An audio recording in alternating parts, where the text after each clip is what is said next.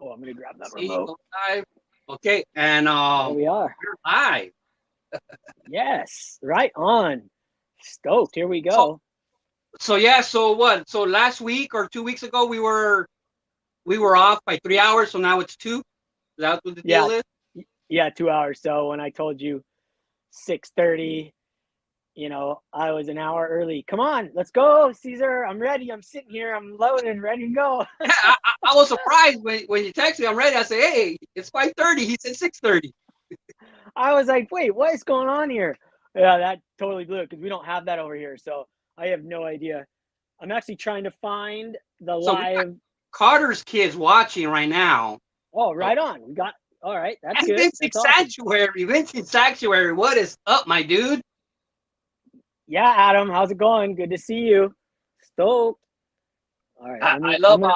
Adam's channel, man. It's great to see some new blood that's vintage. There actually has been an increase in vintage collectors. It seems like new to YouTube. Yeah, I think so. It totally seems that way. I mean, I think that's kind of the standard way. Everyone's nervous about people not wanting, not like going into vintage. Like guys now, dude. I mean, we all collected modern cards at one time. I said this so many times. We just you'll gravitate to the vintage. You'll gravitate to those, especially with what just happened. I mean, people are scared to touch anything else now.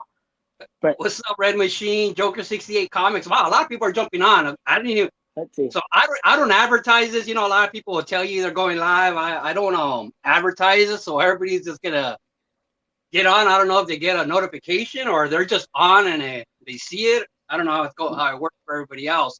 Okay, there But we go. I just found us, so I can actually watch it now. At least know what's all going right, on sweet. a little bit. I Yeah, just put it that's on.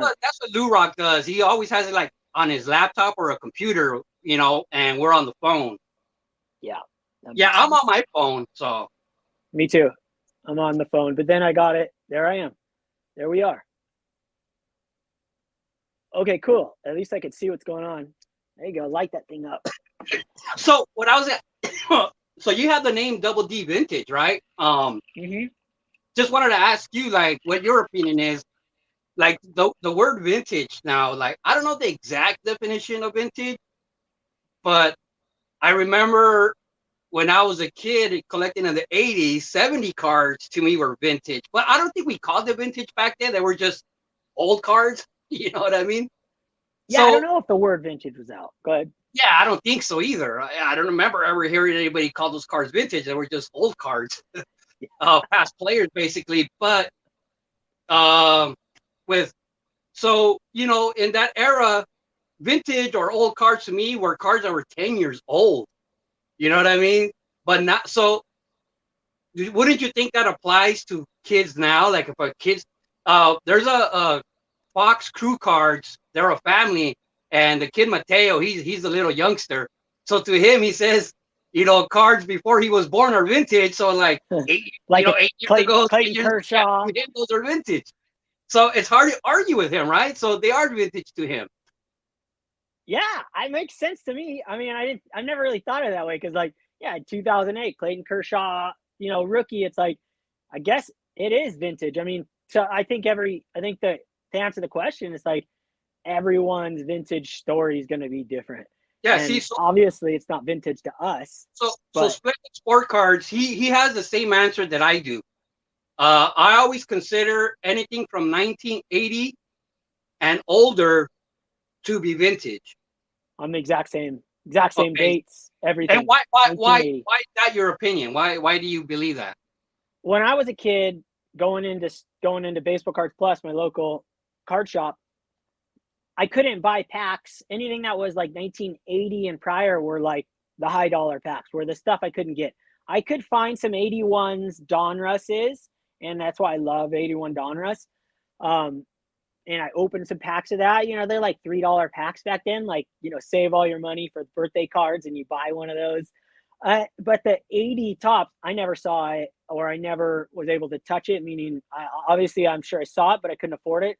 So to me, the 80, it was like that was vintage. But really, I guess maybe the 80 came later in my mind as far as vintage because I didn't, like you said, I didn't think of vintage. I just thought those are old. and Yeah. 80 was old. When I was 7, I was 8. Is 1987, and 80 was old. But 70s were like, saw Reggie Jackson 1972 Topps card, like that was like, that's ancient. I could never have one. My coach Right. had one as a kid, and on my baseball team, he had collected cards too, and it was like I just hold it, and you're like, wow. I mean, that's vintage. So it makes sense that the guy you were talking, the kid you were talking about, Clayton Kershaw's rookie's vintage to him. Yeah. So with me, I always kind of start with 1980 and older as vintage because that's when two reasons. Topps changed its logo. They stopped using that umbrella logo. They changed their logo, and now we have the modern logo that's been since '81.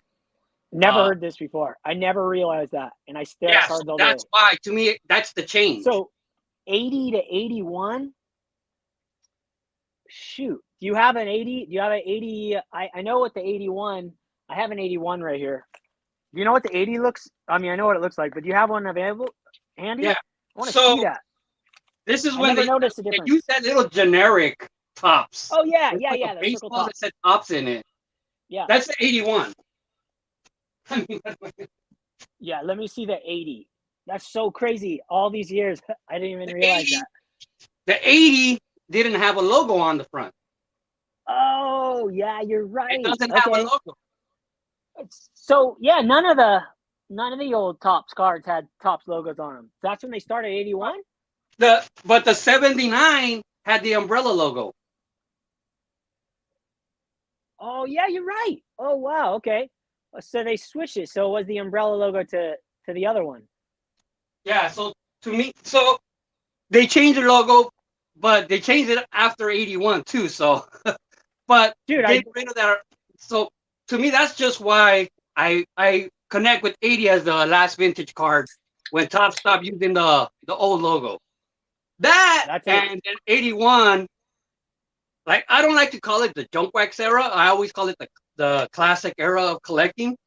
But like 81 and up, once Donruss came in and Fleer came in. Yeah. Yep. Yeah. But Exactly. the thing with Donruss, the the 82 and the 82 and the 83, the design change was so little. They're almost the same. Yeah. Yeah, they are. What one has the baseball, the 81 has the 82 has the baseball and the bat, and 83 they just changed the baseball into a glove and a bat. Yeah, you're right. I have that right here. You know, that's so cool to find out, to see that you noticed that. Did someone tell you that, or you just noticed that logo No, change? I noticed it because a long time ago I bought the top shirt with the umbrella, and then I Yeah. just kind of like, when was the last time they used this? And Look, hunting. yeah. So that's why to me, it's like I like to just know what you consider to. A lot of people consider vintage to be to like 87 or 88. They still include a lot of the 80s, and I just like to know why. So when I talk to Yeah, you and you say vintage, I know what you're referring to. And when you talk to me, you know what my definition of vintage is. They're like, I don't care. We have different opinions. I just want totally. to know. Yeah, that's good to know. Yeah, it's a great thing to know. It's funny. So you bring up the Topps logo changing like that. I don't know if you noticed this. Something I noticed it because just like you, we stare at cards all day, and the 72 Topps is the only super sidetrack, the only top set that I am aware of that doesn't show the position of the player on the front of the card. And I saw that, like, I noticed that, like, I don't know, 8 months ago or a year ago or something. I was just looking on the wall and realizing, at least in the vintage era, so I'll stick to 80 because that's what I display on my wall, 80 and before. So, it just blew me away. Have you ever noticed that? No, I don't think so. Yeah, I got um, one on you. You got one on me. I got one on you. yeah, that's what's great I about this love it. hobby. You're like Yeah, those type pages small little always things. says, always learning, right? Always learning. Oh, I love it. That's amazing. Oh my gosh. So I know you go to Frank and Sons because I used to go to Frank and Sons because I lived in California. Is it still absolutely crazy? Yeah, it was really crazy during COVID, I guess, because of the boom. Yeah. With the boom, it was insane. Like you would literally wait in line for 3 hours to get in. No Like, way. yeah, like literally that you and when you so as people come out, say three people come out, they let three people in. Like they would reach capacity, and you would be there forever. It's not like that anymore. I mean, when you Yeah. first get there before they open, there's always a great big line, and then boom, everybody rushes in. But yeah, during COVID, during the boom, there was just so many people there. It was insane. Dude, So so I go go ahead. ahead. Dude, I so I remember going there and like when everyone says cards were dead, I was still buying cards, still going to Frankenstein's. I would go Wednesdays and I think it was Sundays. Or is it Sunday? Is it Saturdays and Wednesdays? Is it still Yeah, that? Saturdays and Wednesdays. Saturdays and Wednesdays. I went religiously for like 4 years straight with a buddy of mine in like anywhere from like 2000. I mean, I went forever, but this strict little period was where cards were supposedly dead. It was jamming in there. I mean, it was so hard to get a parking spot. I remember going across the railroad tracks trying to park in that. There's like a little industrial place behind like the little one-story buildings. We always park over there and walk in or drive around the parking lot for 20 minutes. I saw lines form when it first opened, like you said, but we always try to get there after. But I was wondering like during COVID if it just went crazy because I thought it was crazy then. I mean, It it was was jamming. absolutely insane because for people that are watching and they don't know what we're talking about exactly, Yeah. Frankenstein's, it's a collectible store, warehouse.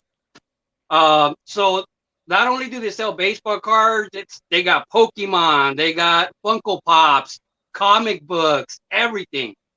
And yeah, I mean, everything at the time was going insane. All collectibles were just going insane. And that's one of the things that during COVID that tripped me out is how many people were spending money but didn't know what they were buying at all. Like you hear people just asking the dealer, "What can I buy? What pack should I buy that's gonna, better for my return?" Like everybody was there just expecting to buy a pack and hitting a hit. Like that was the mindset at the time. I'm gonna spend $20 and I'm gonna get an $80 card. Yeah. That's crazy. It's fascinating to me. I wish I could have gone to Frankenstein's. I went back during COVID too and visited some friends on the mainland, and we were gonna go out there, but I only had 3 days. I should have just It's a new experienced location. that. It's a new Oh, location. what do you mean? They moved it from that Yeah, building? they moved it. Wait, what to what? Something bigger? Because that thing was Yeah, massive. yeah, for air conditioning.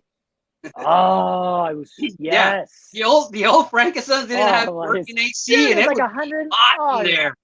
it It was would be so brutal. hot. Yeah, And the devil's playground.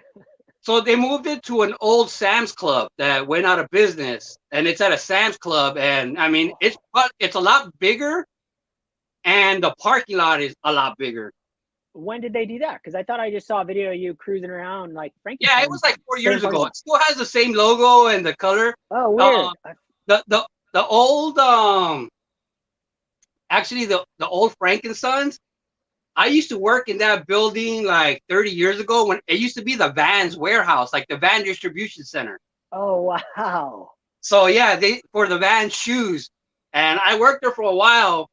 And yeah, and I remember when I first started going to Frankenstein's. I started going to Frankenstein's because of comic books. I was collecting comic books, and somebody Yeah, told me they had a about lot. Frankenstein's. Oh, they had comic books here. So I went to Frankenstein's looking for comic books, and then I saw the baseball cards. Like, whoa, what's going on here? And so when I first started going to Frankenstein's, all the dealers were old. They were old men. Majority of them were like older guys, and I don't know, but I became friends with a lot of them, and they started giving me layaway, and that's how I started collecting vintage cards. Like, so when I first started going to Frankenstein's, that's all I was buying was vintage. That's all I was buying was vintage. Back then, I wasn't making money at all, so I would go there with $20, $40, and that was like my budget all the time. But all I bought was vintage. So if I saw a Mickey Mantle that was just beat to shit, I bought it and I didn't care. You know, I always have this term that I used to use, like act your wage. You know what I mean? So Yeah. I don't make PSA 10 money. You know what I mean? I make Yeah. Yeah. PSA Yeah. 1 to 3 money, and I'm Dude, happy with that. dude, I can't believe that. It blows my mind because I was at Frankenstein's when you were at Frankenstein's. When I found out about it, my mind blew off my head. Like if anyone goes on blowout cards, say anyone in the chat can realize this. If they've bought any boxes, they go on blowout cards or Adams, whatever it is, a couple different ones.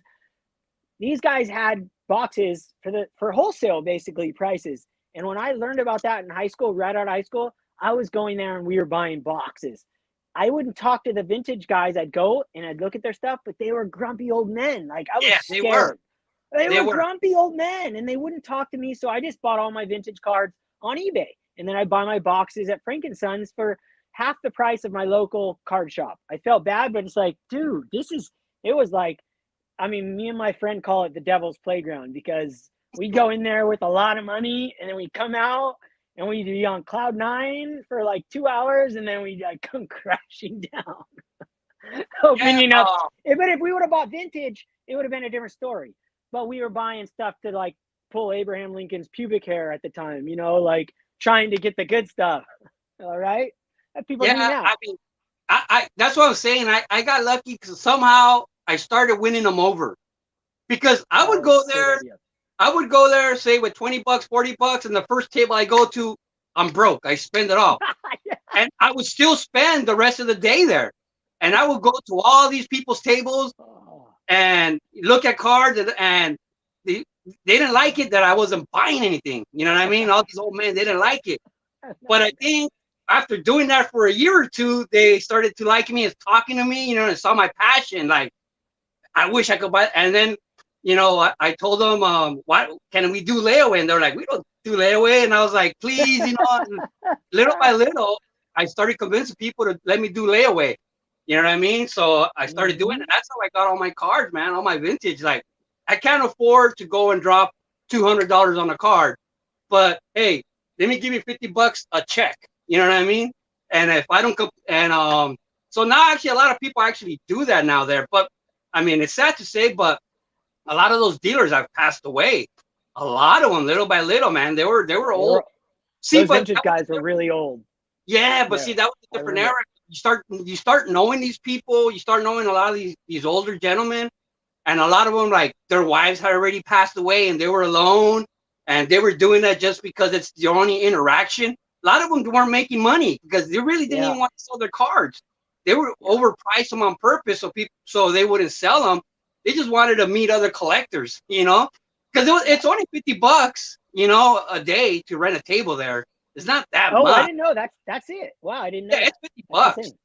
Wow, it's $50 a day. So these guys sometimes would go and not expect to sell anything. They just want to go there and spend the day and talk to collectors. That's awesome. Yeah, I see. That's a problem. Like in my generation, we didn't have YouTube. We didn't have this stuff, and I was so scared of those old guys in my local card shop. Guy never, he didn't pull me aside or talk to me. He was nice. Don't get me wrong. He was nice when I walked in the door, but there was nothing like, hey, what are you into? What do you collect? It's just like, yeah, I'll take that. I'll take this. And when I was going to Frankenstein's, dude, I was walking around looking at all that stuff, me and my friend, all the vintage stuff, but they wouldn't even barely speak to us. And I was scared, so I kept buying graded cards online because it was just like, man, I don't even know where to begin with this. I don't even know there were so many raw cards back then too, ungraded cards, that I wouldn't even know like what was real and what wasn't back then. I wasn't confident like I am now with the old stuff. So, dude, and then you know what's really funny about Frankenstein's is the guy that me and my buddy were buying all these boxes from was on Jeff's show, Sports. What's that one? That big one? Sports Car Live? Sports Card. No, Jeff, the guy that everyone. Oh, SCI? Sports Card Investor? Sports Card Investor. Yeah. He went and he interviewed the guy I used to buy boxes from. We knew him on a personal level. They would know us, me and my friend Danny coming in the door. Hey, Dylan. Hey, Danny. How's it going? Because he just saw like dollar signs, right? that guy was on his show. I had no idea he was like that big in the hobby. Not Jeff, but the guy that was selling us these boxes. He was always giving us great deals, the nicest guy in the world. Now, let me finish this story with a Frank and Son pull. So I've got a card right here. This bad boy. Let me see. Right there. This Pee Wee, it was a rip card. This is a rip card. Yeah. So if you're not familiar with these rip cards, these are cards that you get. They're one per case. And I was at Frank and Sons. I was with my friend Danny, and there was one box left on the shelf, and we'd go there like Caesar. Me and my buddy. He's a train conductor. He's an engineer now. He drives these trains, and I had a really good job then too. I was like 21 years old, and we had full-time like real jobs. I didn't go to college, so I just went after some passion that I loved. And so we were going there with some real money. Like we were spending, I think this day we spent like $800 each. Went to the bank. Oh, wow. Yeah, like big money. Like I probably bought 30 grand worth of cards there in 1 year, one time in boxes, and was ripping them like crazy stuff, right? But I was selling on eBay as well to get the money back. But with that, there was one box of 2008, or is this 2007? 2007, Allen and Ginter left on the shelf. And we both had about $100 and something left, and it was $130, I think, at the time. And then my buddy, he really wanted it. He grabbed it. He's checking it out, and he's like feeling it, just like getting the vibe. And it was our last purchase for the day. We're gonna go, and he goes, I don't know. I go, if you don't get it, I'm gonna get it. And he goes, all right, you can get it. So I got it. And then on the way home driving, we always would go home and like have drinks and open these things up. We'd have beers. We were 21, 24. Like we had a big stretch we were going. And, you know, I might even be even older. We went there a long time. And we'd open beers and crack these. But whoever drove on the way home, whoever didn't drive had to open one of their boxes. So we had fun on the way home. And so I said, well, I'm going to open this box up. I opened the box up and I pulled the rip card. And of course, I'm going to rip it open. That's what I was there for. That's what we were doing. We were having a good time. I ripped the thing open, driving down. I don't remember what freeway that is, but going through the hills there, coming from Newport Beach area and Huntington area, that 55. And I pulled an Evan Longoria, Dick Perez sketch card, 1 of 1. The original card that was on the poster that came in the box. I have the poster. Wow.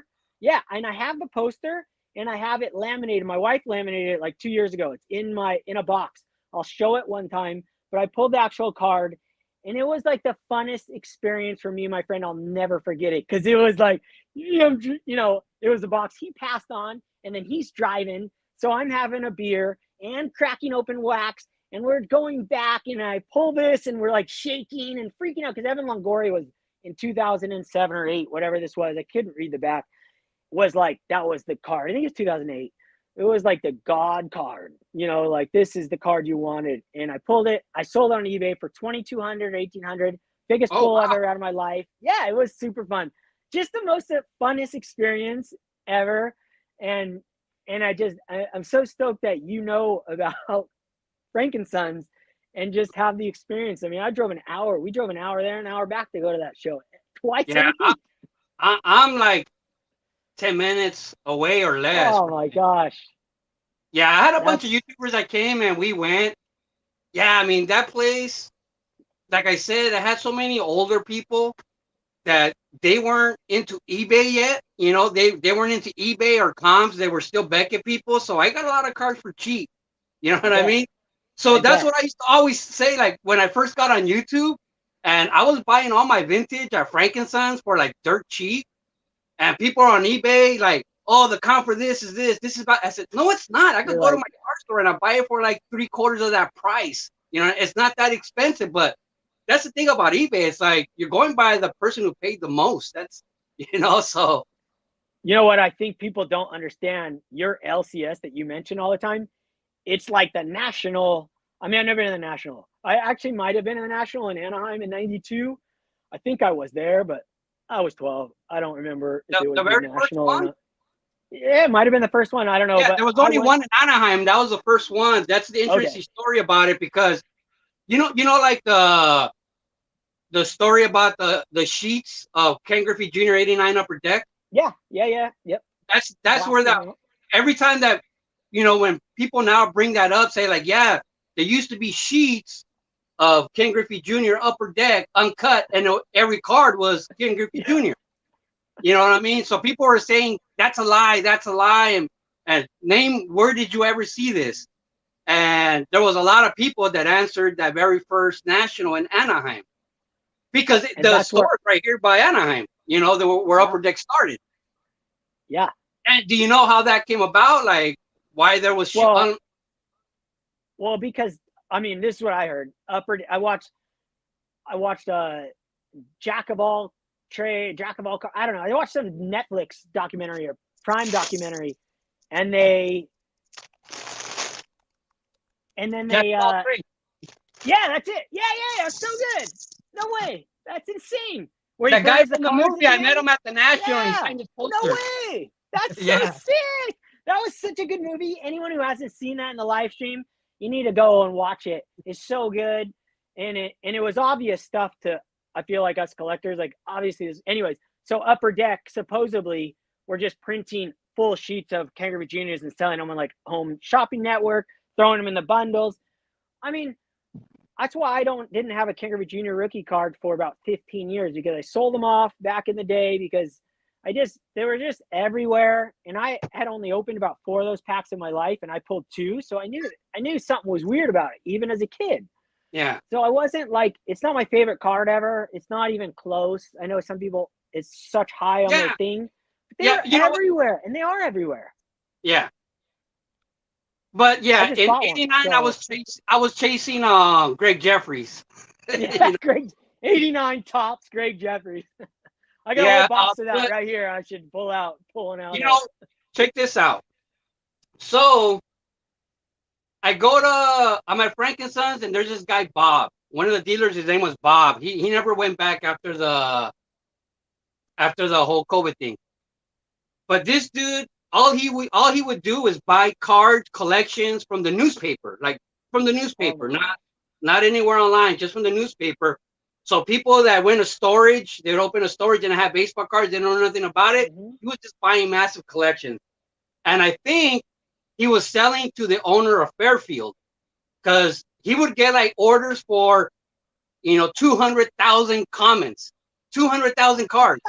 So when he would get these, he would just have like big old boxes. The guy would come in with big old dollies and take them out. And it's like, who needs these? And he was telling me, and this was before I knew Fairfield. I remember the name out there. I was like, I could have sworn that's what Bob was telling me. That guy owns Fairfield. And I was like, I have no idea what that is. You know what I mean? But so that dude Bob, he had a Ken Griffey Jr. He had 2 of them, 2 Ken Griffey Juniors, 89 Upper Deck PSA 10s. And at the time, this is pre-COVID, he was selling it for 120. Oh You yeah, I know? remember. I remember you telling me about this. You keep going. I remember Yeah. this. So I tell him, okay, I get paid on Wednesday. This was like Saturday or no, this was Wednesday, and I told him I'll come back Saturday. I get paid Friday, and I'll buy that card off. He's okay. I'll give it to you for $100. And I was like, all right, cool. $20 off what it was worth at the time. So yeah, on that Friday, the shutdowns came, and Frank and Sons closed down. Didn't open for like months, and so by the time it opened, he never went back. Yeah, it was 2000 after it opened. Yeah, so by the time I wait for it to open, hoping I see him, like, hey, is that deal still good? He never went back. He never went back after COVID, and so. But the kicker is, I went live. Okay, I did a live stream. I got drunk, and I did a live like in the middle of the night, and I had a Ken Griffey Jr. PSA 9, and I was like, Yeah. hey, on Saturday I'm gonna go buy a PSA 10 Ken Griffey Jr. So I'm gonna give away this PSA 9. Oh yeah, I remember that. Yeah. You said that. I saw that. And I gave it away. I gave it away for free. And so now I don't have a graded Two kangaroo. I two have a hundred couple of bucks right there, copies. probably. Oh, oh, dude, that's so classic. That Kangaroo Junior thing, the '89 upper deck is hilarious. Like, so I just bought one like a year during COVID. I saw it just go through the roof, and I go, "Oh man, I guess I'm never gonna own one now." But I really was thinking this is gonna end really badly, and if someone's buying these things, it's not gonna be good. That's my mind. I was just like, so I just waited. I'm like, whatever. I'm gonna find one day raw for $50. Finally, ended up picking one up, SGC 7.5, just to have it, just to have the memory of it. $40, like a year ago after the huge boom and bust. But it just us not. I don't want to like poke anyone who got caught up in that. Like I understand, like anyone, I feel bad for anyone who got caught up in that whole like chase all this stuff from the '80s that were skyrocketing. 87 tops PSA 10s were going for like $100. I was like, what is going on? I have two 5,000 count boxes of 87 tops up in my attic. you know, Yeah. I mean, I literally went through there and I pulled all the Hall of Famers out during COVID, and then I dumped the rest into the trash because I finally needed room. And now it's horrible. I'm gonna get hate for that, but there's time in a there's I've lugged them around my entire life. I pulled every card I wanted out of there, and I kept about a set's worth. But that was going on during COVID, and I'm like, this is crazy. This isn't right.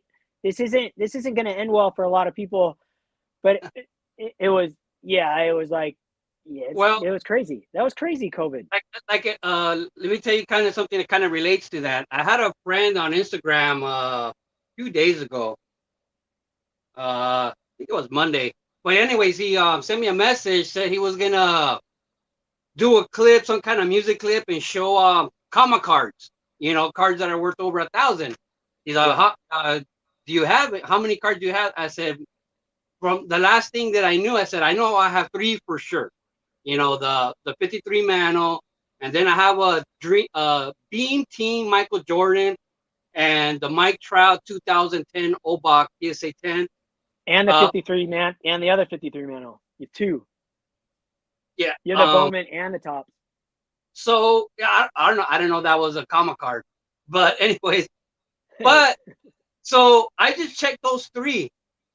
Like, oh no, I sent him the picture of those three, and then he comes back to me and he tells me, hey, only that 53 Mantle is a comma card. Those other ones aren't worth 1,000. I'm like, what? Yeah, they were, because a year ago they were worth over $1,000 easy. You know what I mean? But he just let me know that they're not anymore. You know. Well, I think they are. I think those ones you mentioned are still, but no, you said they weren't. Wow. Okay. Well, yeah, it's crazy. I think what happened in the card world in the last 2 years was good for the hobby in a sense that it got a lot of people looking at baseball cards again. Got a lot of people excited about, like, when we were kids, dude. People don't understand who have gotten in it that when we were growing up. I'm younger than you, but I feel like our eras mesh. Our age still meshes in the same sense. Like 87, 89, 90, you couldn't go to a store without seeing a baseball card. Basketball, whatever, a baseball card. I only collect baseball. So it's like you couldn't see a store without it. We haven't even touched that. I think that I'm really positive and optimistic about the future of this hobby. And totally off topic here, but I think anyone who's like got crushed during the COVID thing, we lost half of them or whatever. But there's a lot of guys that are still going to be in the hobby because they love collecting, and they didn't have money to go after the crazy stuff, and they're okay and they're fine, and they realize that they can keep collecting. Card collecting is the coolest thing ever. It's so insane, and I don't think we're even close to the peak of collecting, like collector's peak. We haven't even touched a candle to what we were in the 90s. That's kind of like one of those things when I didn't stop collecting so much, but I wasn't into the steroid era. I just wasn't invested in it, and so I wasn't keeping up with MLB. You know what I mean? Yeah. I wasn't mad at baseball. I was mad at MLB. You know what I mean? Yeah. But when after high school, I went in the army, and when I came back 4 years later, it's like the hobby world just changed overnight. Like I left in '93, and when I came back, like in '96, whatever it was, uh, there used to be 100 LCSs. There was like 100 Yeah. card Yeah. shops that I could go It was to, like Starbucks every and corner. they were like all gone. I was like, what the hell happened? They were gone. Like, it was amazing. Like, what happened? You know? Yeah. But they were gone. And so every once in a while, I would look in the newspaper whenever I was looking for jobs. I go I think it used to be on the miscellaneous in the newspaper ads in Yeah. the back. Yeah. I know. Yeah. I know what you're I talking was about. a Yeah. baseball card. And I bought stuff like that for a while. But when I got back into the hobby, like full time, like, okay, this is a go. I got back in because cards were worthless. You know what I mean? It's Yeah. like Yeah. Yeah. I bought a Roger Clemens rookie for $5. I was like, I know. I wow, remember that this is a time. dream come true. Yes. This is a Exactly. It dream was come sick. true. Yes. Yes. Yes. So I can kind of reverse empathize, like feeling like, well, if I got back into the hobby and cards were like worth so much, this guy's gonna. That's what he's thinking. That's all he knows. Hey, I'm getting Yeah. wow, cards are this much. They're booming. They're gonna keep going up. But like, no, they're gonna come back down. But they didn't know that at the time. That sucks. I love that you brought up the steroid era, because the steroid era, we had this in that era too. We had steroid era. What year was it? 2001. When was it that Barry Bonds broke the home run record? What year is that? Is I that don't know the 99, exact year. 2001? Yeah. Whatever. It was in that zone, I think. Am I way off base? 2000s? Mm-mm. So No. cards of those guys, Mark McGwire, all those guys, just skyrocketed. It's not like we haven't seen this boom and bust before. We've seen it numerous times, just like in everything in this world. Things boom and bust. What's important is to remember is that as collectors, there's always going to be another one. And I think we're just on the verge of hitting the great one, like the great boom. The boom that was like when we were in 87 and 90, and just everywhere was cards. I was at my local supermarket, which if you guys knew where I live in Hawaii, but I live somewhere where there's no one. I bought a pack of tops about 4 months ago. They had it at the register. My brain practically flew off my head. I couldn't believe I ever saw a tops pack at this place. You guys wouldn't even believe. No one in a million years would go to this place. And there was a pack of tops. That's what it was in the 90s. That's the only pack I've seen anywhere. But I'm super excited and optimistic about the future of this hobby. I'm so excited. I think that this whole boom and bust thing people are talking, it doesn't even bother me. I don't even care. It doesn't matter anyways. But Yeah, I think I'm in my own collecting world. is just, I'm in my own world too. That's what it is. I've been in my own world so long. None of that even matters. It's like, I don't know, like if you got caught up in the FOMO, just like the FOMO of everything, then that sucks. I feel bad for you, but we've all done it. I've done it in things. I've done it in stocks. I've done it in homes. I bought things at wrong times in my life. But as a card collector, man, it was pretty obvious what was going to go on in the last last year. Like it was real obvious that it was like a no-brainer. I mean, it was like watching a car crash, and you knew it was going to happen, but when was that car going to crash? Yeah, So it's like stimulus money came in. That was like stepping on the gas. yeah, You know what I mean? yeah. And And I think force this should the give. gas to the metal. Metal to the Yeah, pedal, they were. Yeah, metal to and the metal. I don't think it's a warning signal. I think everyone's freaked out. I don't think it's a warning signal. I think it's just, dudes, just collect cards because you enjoy it, and there's gonna be another boom, and there's gonna be another bust. There's gonna be another boom. There's gonna be another bust. Don't. It's just like people stress about it. Then they. I think a lot of people like to cause controversy about everything, and the controversy thing is just like, Yeah, dude, Who cares? I don't care, Yeah. man. There's a It lot of doesn't that. That's what matter. I say.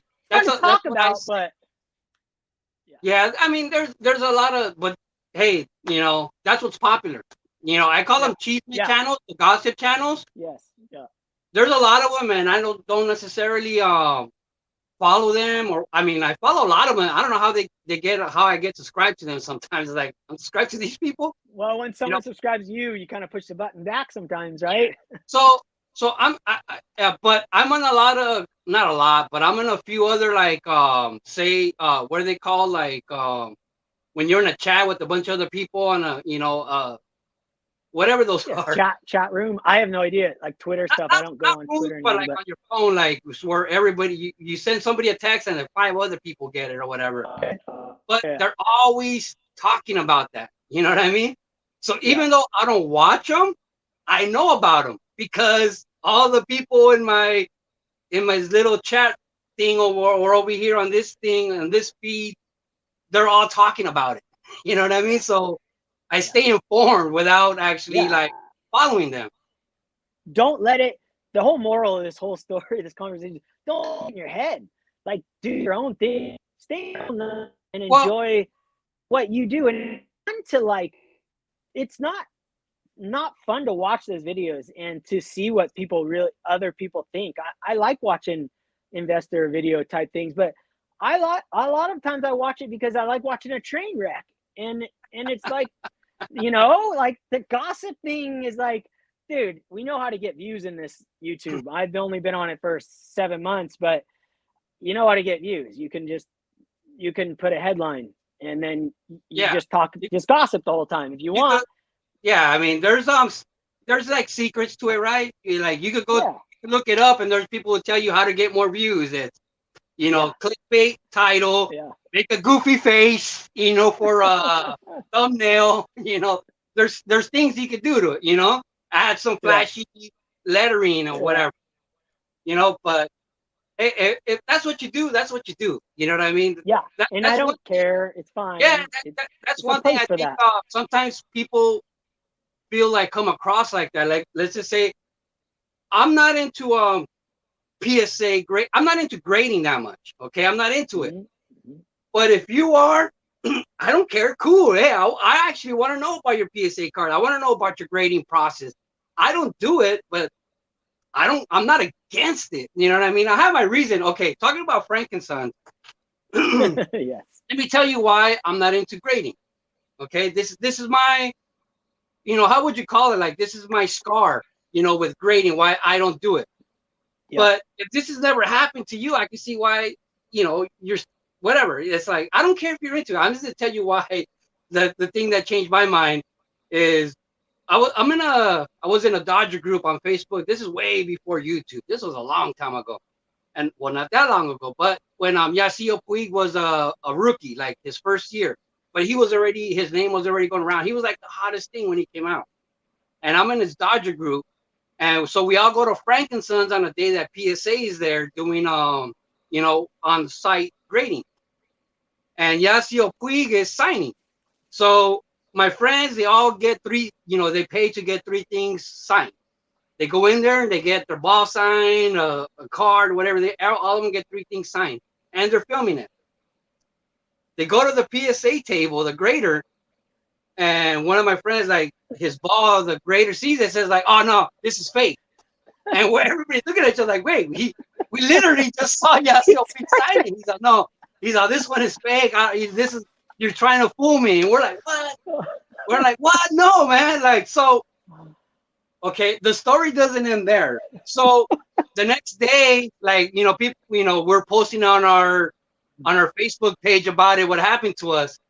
So they all cook up this thing saying, hey, okay, everybody try to sign Clayton Kershaw autograph on Clayton Kershaw cards, right? So everybody starts trying to do that. And then we all voted like which were the 10 best ones. Sent those 10 to PSA. All of them came back authentic. No way. Yeah. True So, story? right? That's So like insane. so we have the Oh anniversary date and man. everything. And every time that date comes around, like everybody posts their, you know, their Oh fake my gosh, they're authenticated Kershaw. but So good. I mean, Oh, but everybody still has the car. Nobody's trying to sell it. Nobody's trying to make it. It was just like a point, like they wanted to kind of like make. yeah, So, yeah, yeah. so that's what's in my head when I think about PSA. I always have that memory. You know what I mean? So that's an Dude, experience look, I had. So like, if you collect PSA, you like, I don't care. I'm just telling you why I don't. You know what I mean? And it's stupid because like PSA is fine. You know what I mean? Mistakes happen, but I just always think about that particular moment. well, I haven't heard that, and that is just like, I mean, it's crazy. It's not funny, but it is funny. It's like it's a train. It's a train wreck right there. I mean, autographs are one thing. We all kind of, I think, us collectors kind of know. You either collect autographs or you don't, and you either have to believe that they're real or you don't. Um, but I also am like the whole grading thing. I'm a full on, me, I'm a full advocate of grading. I absolutely love it because it's the great equalizer amongst collectors who don't like to talk to old men who don't like talking to you. Yeah, Back in the day, maybe it's different now when you go to card shows. I don't know because I don't have card shows like that, but I do know for sure that there's ways to beat the system. And I'm learning that from YouTube, thank God, before, giving me enough time to sell the cards that I no longer think that are going to be worth what they're worth now in the future and be able to buy the ones that look so much better for so much cheaper. yeah, And it's just, to me, it's amazing. I mean, an 8 is not an 8 across the board, and a 7 is not a 7 across the board. And then when you get in the lower grades, it's a whole nother world. And that's why I love grading, and that. And everything I own, that my wife can sell one day when I die is of value is going to be graded. And I have yeah. books and books that aren't graded, that are raw. But slowly, as prices, gain in cards, I grade those cards, and then as prices come down in grading, I'll grade those cards. But Right. it's So, it's but great, exactly like I say, I'm not against grading. I just don't do it. dude. If you do it, I Pepino, have why do you no, hate grading so much? Don't no, hate me but because I'm that, just kidding. that's the thing. No, I'm just Dylan, kidding. that's what I'm saying. I'm just kidding. I know. I don't hate grading, right? So I know. I have a big ass box that just keeps getting bigger of graded cards. Okay, I don't grade them. Okay, almost this is a lie too, I guess, because I always say I've never sent a card off to get graded, but somebody had a contest. Joey brings it. He had a contest, man, like a couple years ago, and he was given for the people that won the contest, they got a free a couple of cards to get graded for free, where he would grade them for you. You know what I mean? He Yeah. had a submission group. Yeah. Gotcha. So I don't think I won. I actually think Snoop won or somebody else won, and they just gave me their sub. Like, here, give it up, Pepino, man. Let him grade a card. I was like, I don't grade cards. Wow. Okay. Oh, yeah. So Right. You. so this idea came into my head where all right, okay, let me tell you why.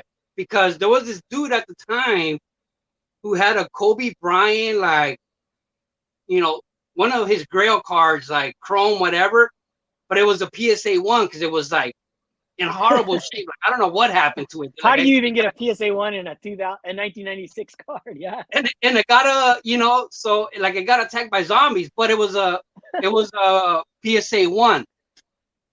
And because on the pop report, it was the only PSA 1 that existed, some dude offered him like 10 grand. No. You know what I mean? Like, No. and he No turned it way. down because, there's never going to, he believed that you cannot artificially create a PSA 1. That PSA will know you did it on purpose and not grade it.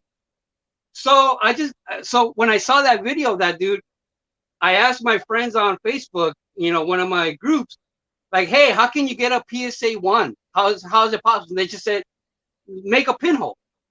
All right. So I said, all right, I'm going to test this theory out with this Yeah. free Sell that grading. thing for 10 grand. Nah, it's not. So I got a Keep no, going. but I got a Nolan Arenado rookie because I had a lot of them. I was a Nolan Arenado super collector, I guess, from what people say. And I put a pinhole in it, and I sent it to get graded, and I got a 1. So I seen this dude actually not that long ago on somebody else's podcast saying like, "Oh yeah, now there's like a pop, a pop 20 of pop 1, of the same card in a PSA 1, so the value just took a, Oh took my god. He said you couldn't recreate a 1, without PSA. Like, so that's why I did it. But yeah, I have a PSA 1, Nolan Arenado rookie, just because I put a little That pinhole in it. that is amazing. I can't believe. See, that's what's crazy to me. The whole pop thing. I mean, that's a whole nother debate. I've never looked at it in my life, minus cards that I've taken pictures of the little thing on the back just to make sure it's legit. And then I find out, and then I literally probably spent less than 10 minutes of my entire life on the pop report thing because I don't care. I don't even understand it. Like I understand it, but it doesn't mean anything. It's like half the time it's just because the card's so unvaluable that no one's going to grade. They haven't graded them. But then half the time it just, how many have been cracked out? There's so many conversations can go, but I love that somebody offered that guy $10,000 because it was a pop 1. And all he had to do was like, or in your case, pop a pinhole in it and it doesn't look like it's on purpose. Yeah. That's just classic. That's Yeah. just, Well, I mean, no offense to someone buying it. That's just not a smart, that's just kind of a no-brainer, right? Are you looking for it? Tell me you got it right there. No way. Oh, I'm looking. Hold on. I got to wait for my TV to catch up because I can hardly see it on there. That's so good. look at it. That's so good. That's insane. Where's the If pinhole? I just showed you this card and say, "Hey, guess the grade," you're never gonna say a 1. Oh, it looks like a 10. I want to see the pinhole. Can you see it? Oh my gosh. I can't even see it. That's too good. Yeah, That's too it's good. so tiny, and it's right here, right in the dead center. That's absolutely amazing. Oh my gosh. I never heard that. That's so good. No way. Yeah, I can't see it. Yeah, pinholes. Pinholes are a lot of people hate them, but I don't have any graded pinhole ones, but I've definitely been on the lookout. It's more something you got to see in the flex. Actually, I do have one, and SGC didn't catch it. I forgot I sent one in to get graded. Frank Frisch, 1933, I think it was. And what did he catch? Yeah, they didn't see it. They didn't see the pinhole. Wow. I got like a 2.5 or something, and they didn't see the pinhole. Oh. Yeah, that's what everybody told me. A pinhole is a guaranteed 1. Yeah. Well, it worked in your case. And it was That's true. hilarious. That's so funny. Oh my gosh. Well, Yeah, hey, but honestly, what do you think about that? That card looks perfect. And imagine a real 1 or a real 2. It's gonna look 100 times worse than that, right? totally. Yeah, it'll be punched up like an old vintage baseball card sitting in someone's wallet or pocket. That's what a 1 and a 2 in my mind is supposed to. A 1 and a 2. That's not a 2. I mean, that's not a 1. It's got a pinhole. Yeah, exactly. That's like another conversation. It's like everyone hates the PSA OCs or the PSA PDs or the PSA S, the ASTs. I always have loved that stuff as a collector because at least it tells me what I'm looking for on the card. Everything is good except for this. That's what always told me. So I always kind of hunted those down, and they're so cheap. Now, granted, I have changed my opinion on a lot of things, but that's kind of I still hunt some PSA OCs if they're OC certain ways. What does the PR mean? I have no idea what the PR means. Print? No. Yeah, I'm not sure. I don't even know. I have no idea. It's a 1, though. It's a 1. I have bought right? a couple of cards that say PR on it. Yeah. I always say, "Oh, this was graded in Puerto Rico." I always say, "This was graded in Puerto Rico." Let's see if anyone's listening in the comments. What is a PR? Someone's got poor. Well, we know Yeah, but what is? Oh, Oh, PR poor. literally stands for poor. That's literally what it stands for. PR poor. I had no idea that either. I just thought I always think VG was the No, lowest, those and guys don't know what they're I thought that talking was about. Vintage Sanctuary knows what he's talking about. It stands for pristine. yes. Oh, PR is poor. Okay, that's so funny. I never. Yeah, that's classic. That's good. I always thought PR meant something else too. That's how little. We've only been collecting cards for 40 years, and we have no idea what that means. Yeah, you can Don't watch any listen of to my videos us, when I show right? one. I always say, Yeah. "Look, this was created in Puerto Rico." I didn't know it was poor. Oh, that's too good. Oh my gosh. Hey, Pepino, I've got a test for you, and you can do a test for me if you got any cards in front of you.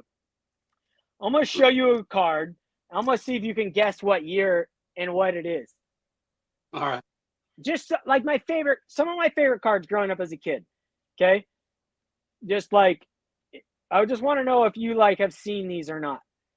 It's not like you can fail them. I'm gonna cover the logo. My favorite set as a kid growing up, one of them. Oh wait, off the screen.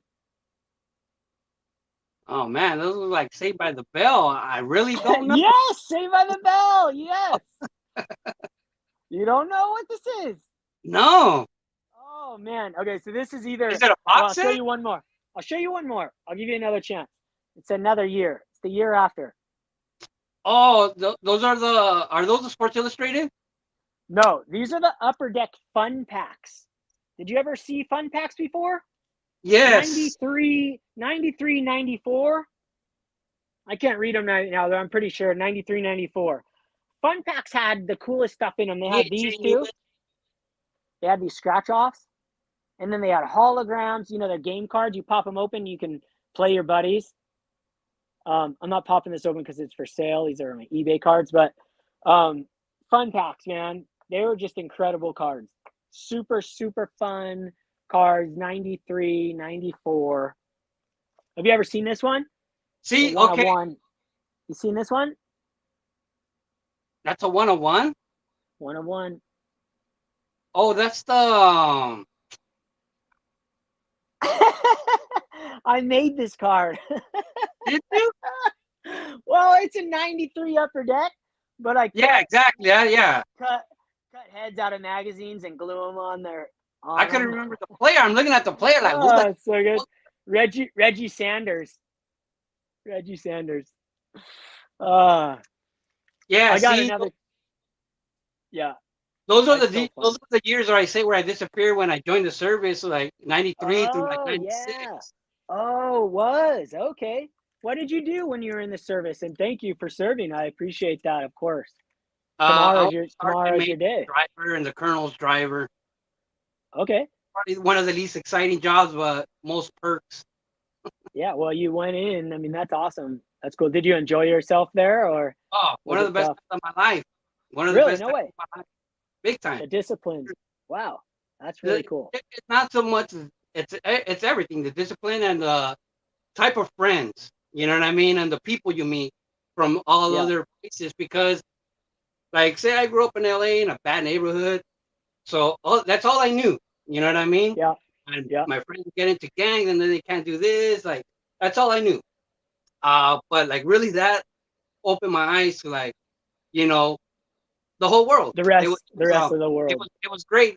We used to go like to different colleges, party, different towns every weekend. It was one of the greatest times of my life. Like safe, you know what I mean? Like I Wow. was at Yeah. I was at Fort Knox, Kentucky, and then I was at Fort Riley, Kansas. But before that, I was in LA. It was like two totally That's different so crazy. scenarios. Yeah. Yeah. And different people you're hanging out with, completely different ethnicities and Yeah, everything. Yeah. every ethnicity. Really cool. That's really cool. That's awesome. Have you ever seen these before? No, not the baseball ones. No, I mean like Yeah, the these fishy, as the toys. rings. Yeah, the Yeah. rings. Yeah, yeah, yeah. If you saw my wall one day, I'm gonna do a thing on my wall. I have a bunch of these on my wall. It's random. I just have it Why? on my desk. I'm like, oh, Why do you have what's those it? in particular? Uh, well, when I was a kid, I had this drawer up in my grandma's house in Pasadena, and it had all these toys in it, and they were all just toys like this. I have them on my wall still, and I just recently got them back about uh 4 years ago. My uncle finally gave me my box that I had up there as a kid. My grandma was a collector, full blown hoarder collector. If you Oh walked wow. into her house, yeah, you walked into her house in Pasadena, and in one room on the right, the entire floor, all the way to about 8 feet tall, all the way to the ceiling. I mean, the ceiling is like 8 feet tall. It was literally to the ceiling, were boxes of unopened Barbie dolls and other dolls. And then you couldn't get up the stairs because she collected magazines. So they're stacked up. So my whole life, I've been around collections. I also had another friend who is, he's got a picture right here. He's on my wall. His house was a museum.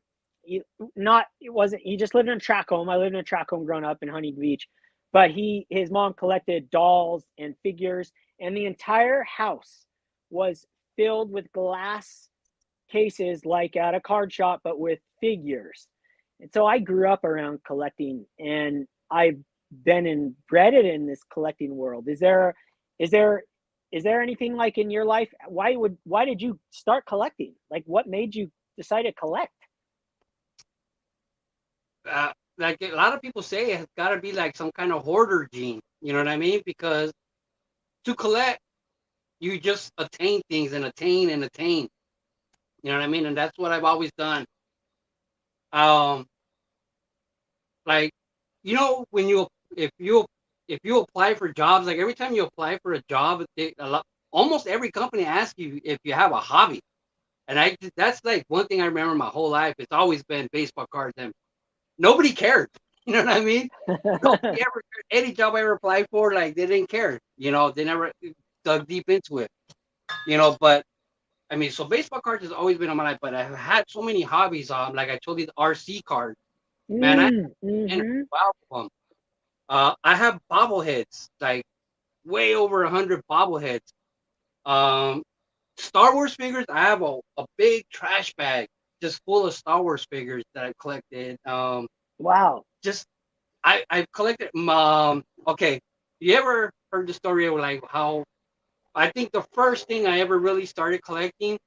But see, that's the thing is like, was I really collecting, or is this just it was just what I was Just, into? When I was a kid, yeah. I started collecting comic books. All right, and I'll tell you the reason why. So when I was a kid, say and we would go back to Mexico. I was born in Mexico. I wasn't legal till like I was like 8 years old.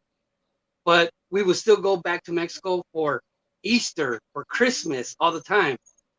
And so my younger brother, he was born in the States. So he had a birth certificate, but I didn't. So the way my parents would cross me illegally every single time we went is basically we would get in line in the car, and when you're lying in the car, it takes like 3 hours. You know what I mean? Before you actually get to the front and go through. Yeah. That's just Yep. long. So when we would get like about an hour away or something, me and my mom would get off. I'd have my brother's birth certificate, and I'd have my comic books, and we would go across the border. She would use my brother's birth certificate because he's only a year younger than me, and that's how she would get me across the border. So once we get across the border, my mom would leave me there and go back to the car, take my brother's birth certificate back so they could cross. So I would be this little kid, 4, 5, 6, 7 years old, and they would leave me there, and all I had was my comic books, and I would That's read them, insane. till an hour, 2 hours, sometimes 3 hours, till they cross and pick me up, and then we come back. Wow.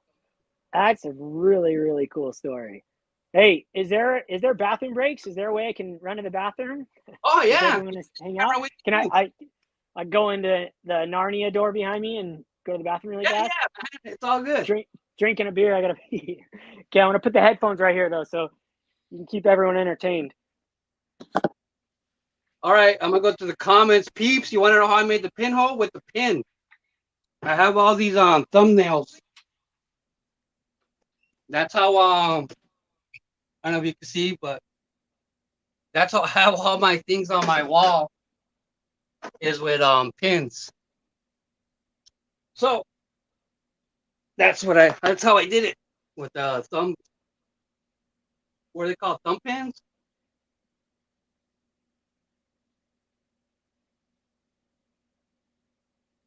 Yeah, now's the time for the bathroom break. And look at guys, it was a sad day today. Rest in peace to my pipa. It broke. So I'm using the yellow font today.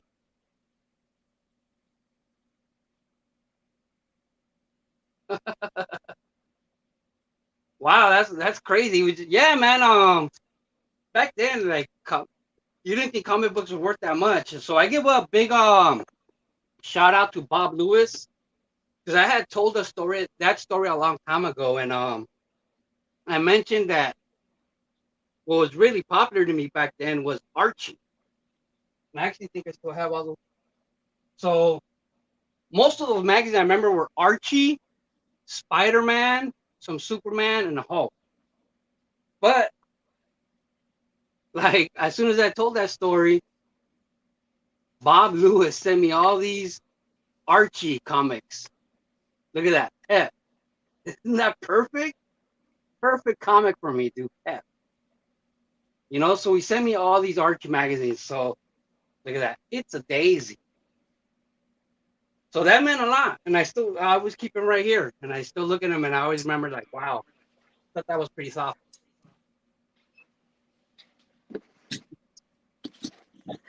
I'm back. Is that the first bathroom break you've had on your show? No, I've gone to the bathroom. Oh yeah, show. okay, good. Oh my god. Oh man, I was ready to like grab a bottle and like pee under the table. I had to pee so bad. I was like, I wonder if anyone would even notice. Hey, Pepino Man, I want to tell a real quick story. I think some people might laugh at this. So RC cars, me and you got to talking the other day on the phone like a couple weeks ago. You were into RC cars, and I was like, oh man, you remember that episode from Punky Brewster, and you knew about that episode and everything. I'm sure some people remember Punky Brewster. Well, I totally got into RC cars. I was into them as a kid too. And me and my buddy, the same guy, his name's Danny, who got into cars because he lived with me for years. We got into RC cars. I don't remember how old I was, but probably 10, 12 years ago or something. I got into some gas powered ones. And so I bought a sick one. And I was like, I got it all juiced up, ready to go. I called my buddy up on the phone and go, hey, come to the park. You got to check this thing out. It goes like 65 miles an hour. It's crazy. And so I start the thing up. You know how hard this thing is hard to start. So I was like, yes, finally got it started. Hit the gas, full speed. The batteries ran out of the controller, and the thing was gone. It went 65 miles an hour into a wall and exploded. It was just insane. It was like, oh, it was hilarious because it's like, check this out. It's so sick. He drove like 15 minutes to come watch, and the first second just boom. It could have killed someone, but there was a wall there. But yeah, I wanted to tell you that story. It was a classic. Yeah, man. I got into that pretty bad. Like I said, at the end, I had like 10 or 12 RC cars. And if you don't understand like RC cars, none of them, you know, you get different models. None of them have the same parts. So I had a toolbox with parts for like every single car. Like that was an expensive hobby. It was not cheap. Dude, like every time you go out, you know you're gonna break something, you know. And $20 back to the hobby store. Yeah. So when one of the times when I was still young on YouTube, this guy had a contest to show off your card room. You know what I mean? Yeah. So I was like, all right, I'm gonna show off my card room. But I started watching other video responses that came out before me, and their rooms were like sweet. You know what I mean? If you were to go back to watch my first videos, like at my old house, I mean, my collection looked like a closet at a thrift store. You know what I mean? I didn't have really my binders set up and stuff like that yet. I mean, one of my shelves I made out of bricks and some old kitchen shelves that they were throwing away. It was really ghetto. It was really ghetto. So this guy had, and so I made my video. I think that's one of the, there's very few times where I ever do a retake. Like whatever I do first, that's it. I don't redo it. But that was one of the ones where I filmed it, and then I was loading it up. And man, and back then, I remember it would take me like 2 hours to load up a video. You know what I mean, on my phone. So, but I would watch it real quick just to see, make sure everything was cool. And I watched it, and I was like, man, I look like a bum. I mean, this is so ghetto. So that's when I started I tried to put most of my cards into binders, because back then I had them in still different kind of boxes and stuff like that. So that's when I started, okay, I'm going to put my sets in binders now. That started my whole binder thing. I didn't grow up like that. That was like, boom, a change that came because somebody wanted to do a VR, and I saw my video, and I was like, dude, I look so ghetto. This is so bad. So that's what started, that's what prompted me to put them all, my sets in binders. I've always been a set collector, but I didn't always put them in binders. I still had them in boxes. So that started that. So I had a whole shelf that was dedicated to my RC cards, and I was like, I need that shelf for my baseball cards. And boom, just like that, pretty much gave up the RC, hobby. Sold them all like quick, because I sold them cheap. I wasn't trying to make money. Everybody that I was selling to thought I was scamming them somehow, or I was gonna rob them. You know what I mean? It's like, yeah, oh yeah, totally. $100 for this car with the toolbox and all these extra parts. I'm like, yeah, so man. cheap. Yeah, I'm just trying to get rid of them. I don't, I was trying to get rid of them in one day, and I did. I was really surprised. Yeah, those things sell like crazy, because I went through those phases too, selling them off, then rebuying them, thinking electric's easier and better, but it's not. Dude, I love your card room. I think your card room's sick, because you got the stuff hanging up on the ceiling, the books on the wall, everything about your room looks like an exploration that I want to like just hang out in. See, I have like 3 other totes that are just full of Hot Wheels, and I was thinking I was gonna fit all those on my ceiling, and like, no, I just put a bunch of Pez's and starting lineups and a couple of Hot Wheels, and it's pretty much full. Like, I do not have room for those 300 Hot Wheels that I have. You could get another strings going across, I think. Nah, man. See, yeah, Hot Wheels are awesome. I got my Hot Wheels right here. But see, look at. See this? Can you see the? Where's the camera at? Oh yeah, I see. Yeah, the hangers. Oh yeah. Can you see that big break on the Michael Jordan? Yeah, I see that. Yep, the skybox. So we changed my fan. Like, my fan up there took a dump. So went to Home Depot and I bought a fan for my bedroom, and I brought the fan from the bedroom into here. You know what I mean? So we put it on, turn it on, whack! It whacked that box because the blades are bigger. Because the blades are bigger. Man, I had that thing forever. Forever. Oh, and then just like that, ruined it. Oh, no. Oh my God, that's amazing. Oh God. Dude, how long did it take you to do that? Fans are a nightmare putting them up. Like, it's easy. Takes so long to put those things together. Holy smokes. Well, that one wasn't that bad because it was already put together. I just transferred. Well, the one that you had to put in the other one. Yeah, that one was that one was more work. Yeah. Oh my gosh. I'm gonna let my dog out. Yeah, let him out. Hey guys, everybody in the chat, I can kind of see what's going on. Hope you guys are enjoying it. Thanks for stopping by. Anybody have any questions in the chat? Oh, he's back. I don't have to moderate. Thank God. I'm really bad at it. Yeah, I haven't been looking at the comments.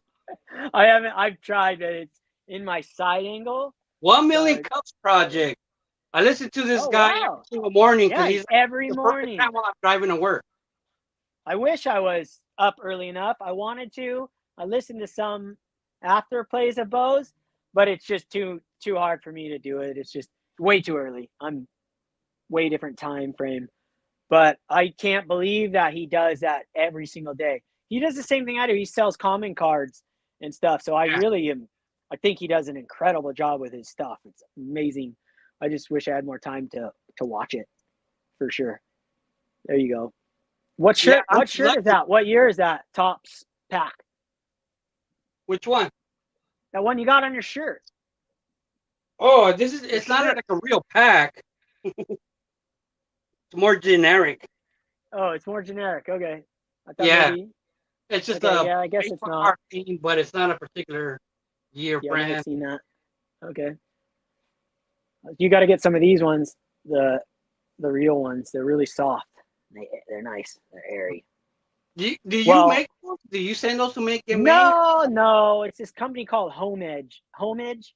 It's on the internet. They just make really high quality shirts, and it's all I wear. Like, so you know that video you did the other day? You put me as the salesman in your. Yeah.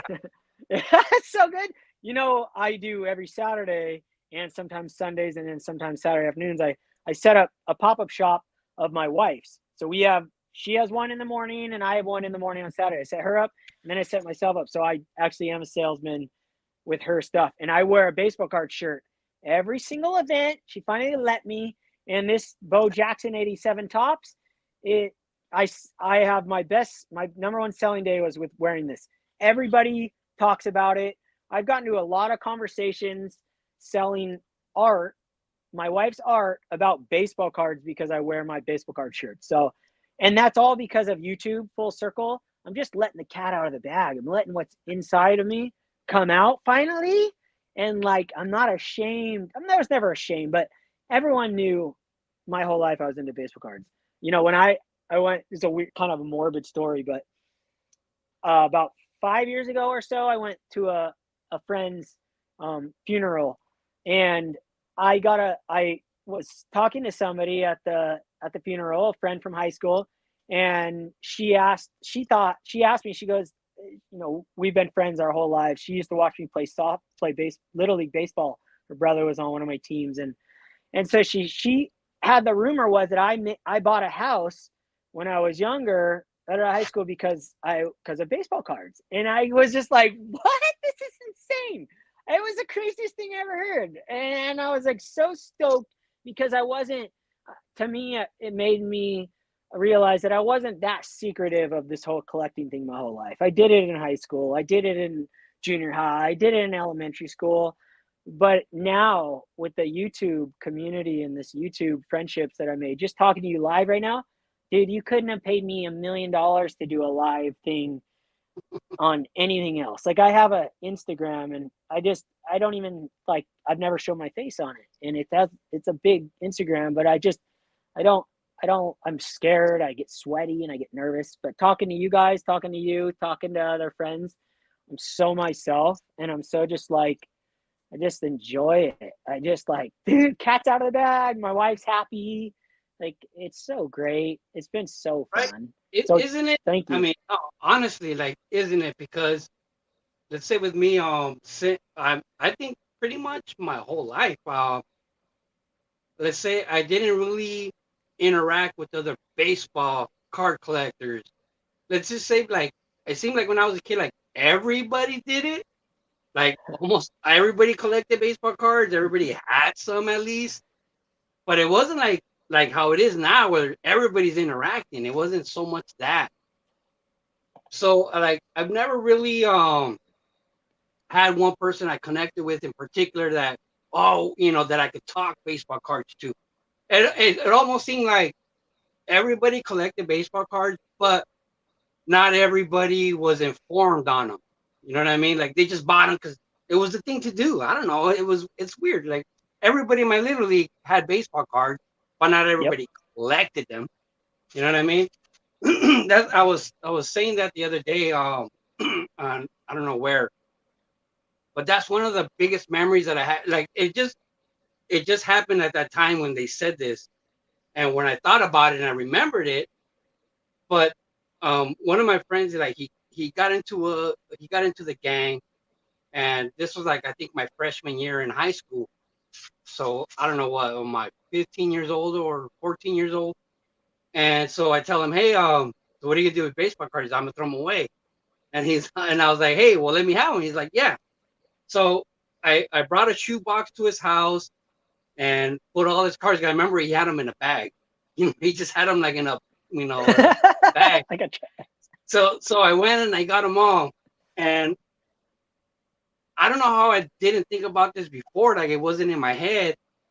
But as soon as I thought about that memory, I remember riding home on my bike, all excited, and the shoebox was, on my leg, on my femur, I guess, on the bike. yeah, yeah. So it's in a big shoebox, and so the box is oversized, and you have the card. So as my knees just like going up and down, you just hear the cards like, grrr, grrr, grrr. And man, thinking of that, I mean, I remember the sound perfectly. I remember watching my leg going up and down, like, And then I was like, you know what? That's how a lot of kids' cards got soft. A lot of these corners got soft. But I remember that sound, man. I almost want to recreate it. I really want to fix up my bike and recreate that sound. Like, dude, oh my God, absolutely, dude. See, that's like the funniest thing, because that's all I did was ride bikes around the neighborhood, right? And we grabbed a bag and we had our cards in the bag. We had them in the shoe boxes. We had them, and as you get older, older, like 11, they came out with like things to put them in and stuff. But originally, it's rubber bands, and I remember that exact. I remember putting them on my knees, and then I was a bike spokes guy. Like I always put them and made my bike sound like a motorcycle. I always did it. I've taught my nephews and my nieces how to do it. And I remember you saying that you did that before. Not everyone's done that. To me, it was like, dude, that was a no-brainer. I had a motorcycle at all times. Like all the way till I was like 12 years old, I had a motorcycle. Oh yeah, me and my family, my brother was into off-roading, so my mom kind of always bought him and it was, he bought it for him, but it was ours, because that's how you say it. But yeah, we had ATCs, my whole family in Mexico. Man, they have sand rails and just crazy, four-wheel drive ATVs. Like, yeah, that's always been part of our life. Where at in Mexico? Because I used to go to Mexico all the time. Well, they live in Mexicali, but we would always go to San Felipe. Okay. Yeah, I don't think San Felipe is good for surfing. I know you're into surfing. Yeah, it was Rosarita, and I went deep in Mexico numerous times too, like way deep, but I don't remember what the names were. But Rosarito was basically where we would surf. Yeah, we would go to San Felipe, and it was practically a desert. And there was this little strip that just had a few stores or whatever. It was really small, but like, yeah, by now it's a party destination. It's a big place. Yeah, it is. It's totally changed. Yeah. Like before, we would go there, camp, walk around, grabbing wood. We call it leña, to burn. And every night we were burning wood. Same thing. We'd be there for like a week. It's totally changed now. It's like a big party destination, but that's where we would go, man. Like every Easter, that was like our family tradition, was go to San Felipe, Mexico, and we would off-road like all day and night. Wow, that's insane. That's really cool. My neighborhood I lived in Huntington Beach, but it was basically Westminster. I lived next to the Westminster Mall, and all my neighbors were gang members. But I grew up with them. We played home run derby together. That's what we did. Memi, Angel, Nacho, like these are my best friends growing up. Like that's all we did. And then later in life, I remember they stole, totally sidetracked, but they stole all of our light bulbs out of our Christmas lights, like the whole neighborhood. We're like, what's going on? They stole all of our light bulbs when they were glass. Yeah. What are you doing? And so Nacho and Meme, everybody ended up like apologizing and everything. But those are the guys I grew up with, and I always, that's who I hung out with, and we always played home run derby and with those mini bats, and it was just an awesome time. We had boxing tournaments next door. Like every time there's a boxing match next door. I mean, the whole street was filled with cars all the way up and down, 100 cars. And my neighbor would have a huge party with all the fights. And I remember all that. I feel like we kind of I grew up in California, and, you might've been a little more deeper ghetto, I guess you'd call it. But I was right on that. I was right on that fence line, like, so yeah, it was a fun time growing up. I enjoyed my childhood tremendously. Filmington said that Double D has evolved and Pepino Man has regressed. Not sure what. No. If you don't know, I don't. I love Filmington. He's like, he's responsible for me. I've been to the National twice, and he's responsible for both of those trips. So no way. Wow, that's really cool. He had a. Hold on. I got to take these out. And turn them off because they're dead. They're dying. Come out. Hold on. One sec. Last cards I picked up, peeps.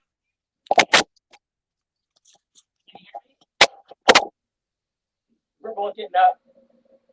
Oh, man. Right. Hey, so this peeps asked the question, what's the last card each of you have picked up? I bought this pack of Diamond Kings. That's Mickey Mantle for my PC. I bought this triple relic. Joe Namath, Troy Aikman, and Dan Marino. Dan Marino is one of my favorite quarterbacks of all time. This Tua that I plan to give to a friend. Don Mattingly relic. This Beatles card with Paul McCartney cut out. So those are my last pickups. I saw that. Last pickup. Yeah, Peeps just asked what was all right. Oh, right. What was the last pickup you picked up? Right here, Peeps. Got this Aaron Judge. 100. Oh, sweet.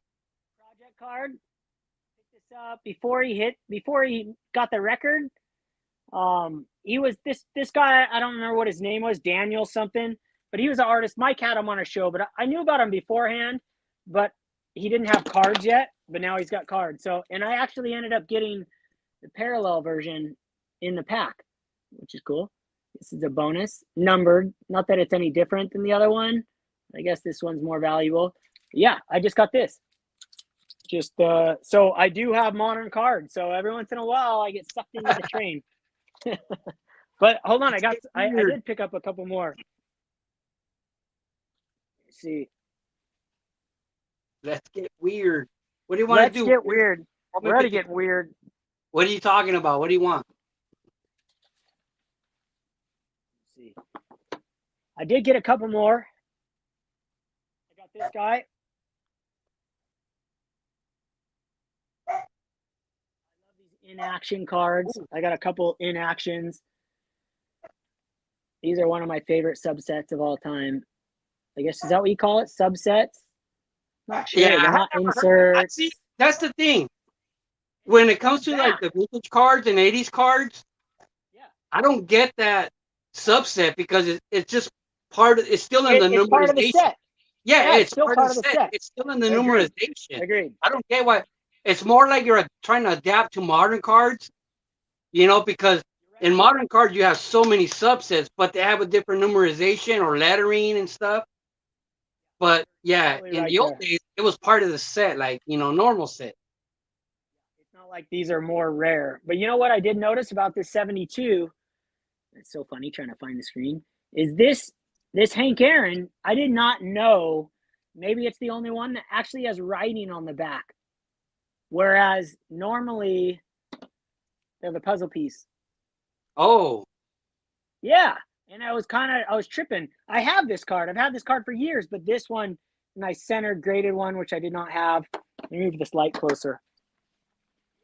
But yeah, I was really tripping on that. I had no idea that was on there. So that was pretty cool. Something new. And then I've been picking up, I picked up another 72 Bob Gibson, $13. So I was really excited about this one. 72 tops. But yeah, that's about it for the recent pickups. I've been trying to hold back. These are just ones I gotta enter. Yeah, a lot of people get excited about like that 72 Doc Ellis. Like, oh look, they did this for Doc Ellis because he was tripping on acid. Yeah. Oh, I love that. I love that story. I always wanted to get an autograph. You know how him and Doc Gooden and a couple of guys use profanity on their autographs a lot of the times. Who was it the other day? I saw a YouTube channel. They got one. Oh, it was Snoop. It was a couple days ago. He shared that one. He's like, that was sick. It was like a helmet, I think. I love inscriptions like that. And you know what? I'm not one for profanity. And like, I got my nieces and nephews, like, but you know, I like to see that they write what they are, or, you know, just like express themselves on a card. I think it's awesome. I don't have any, but I've tried to buy some, but I've never won any. But I really enjoy those ones. What about you on those? Well, no, I don't have any, but I've always No, been. you don't do autographs. Huh? You don't really the autograph thing. I forgot because we had that. No, I'm not too much into the autograph, but I do have a few autograph jams that I think are, you know, like me.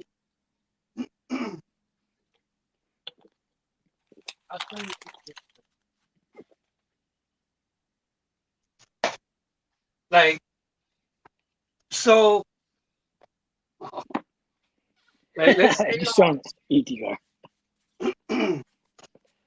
I had this guy at my work because I told him I collect baseball cards. I always talked about baseball cards. He told me, "Yeah, I got a autograph ball with Don Mattingly on it." You know, so this is it right here, and so you can see that Don Mattingly, and you see it, or is it backwards for you? I think it's. Okay, you Which see one that? is it?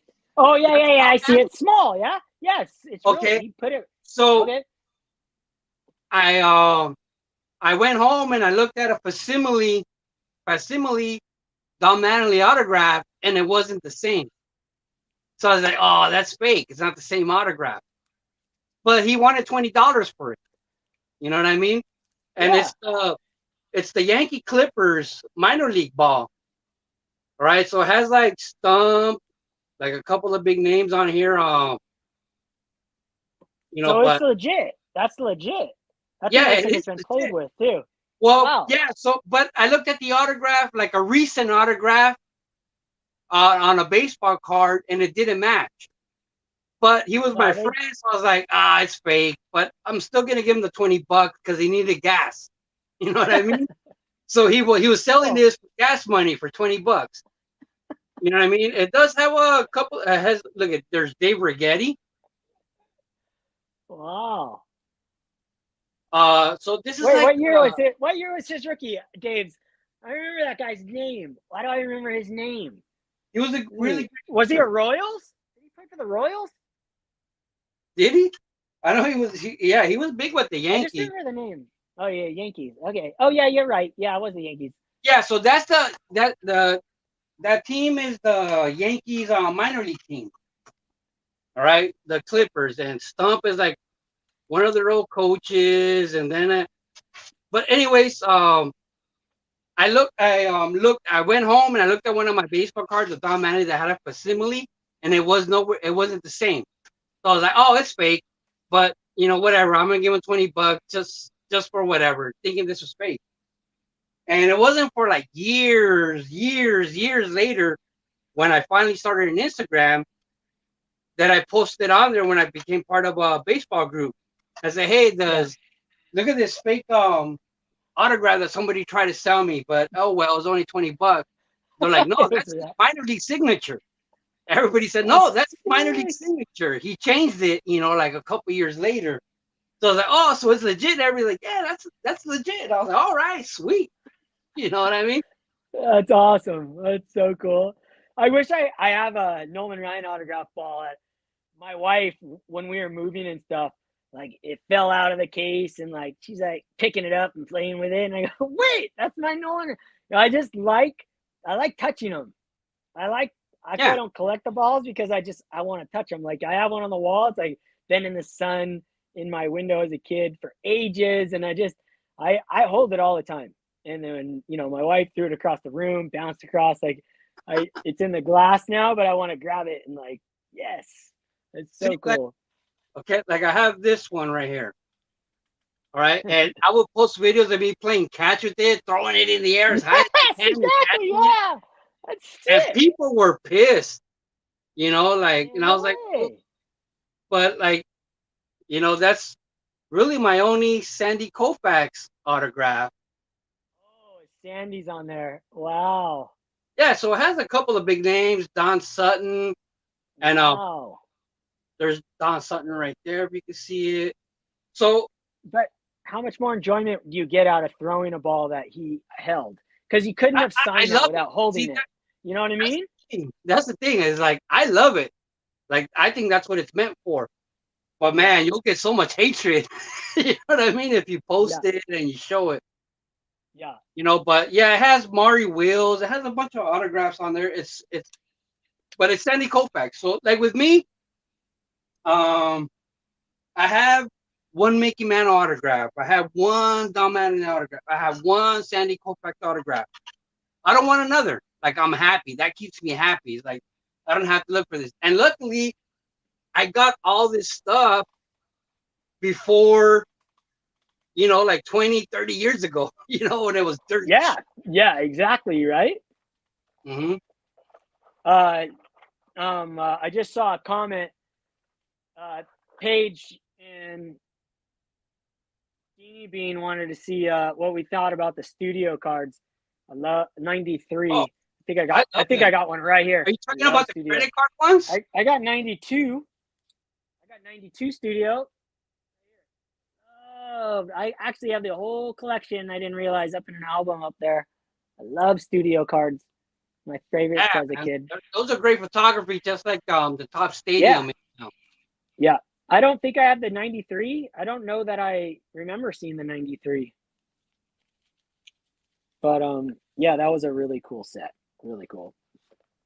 Hey, Pepino, did you ever collect these guys? What that is? Goonies card. The Goonies. Oh no, I have a couple of packs. That's one of the things that when I first started going to Frankincense, there was this one guy who had a big booth of just movie wax packs. You know what I mean? And so I got a whole like hobby box or whatever they were called back then, a whole box of Return of the Jedi. What else do I have? Like Dick Tracy. I have a bunch of them, like movie ones that I bought off him. He was selling them for like $10 each. Dude, I know that exact booth you're talking about.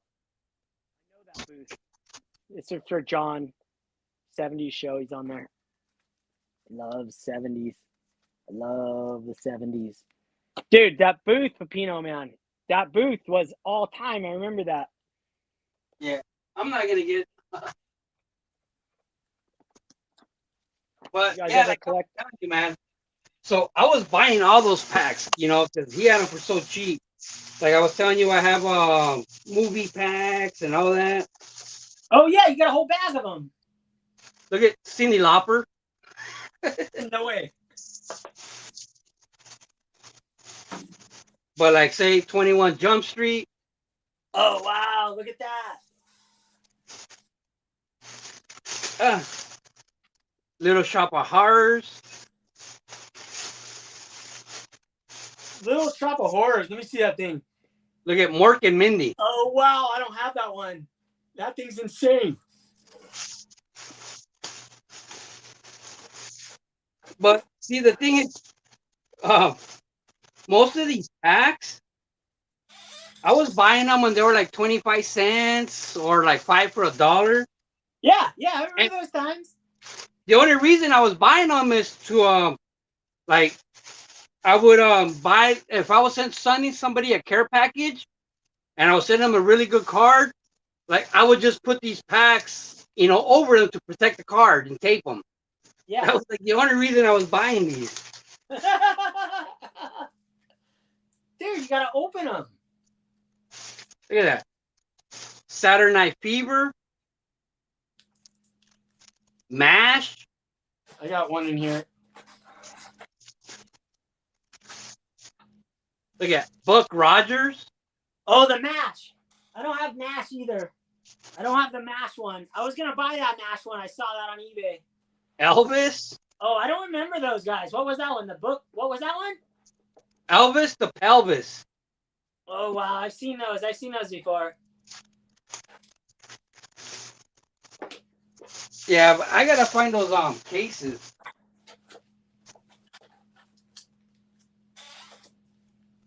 This one's for Doug right here. A whole pack of them.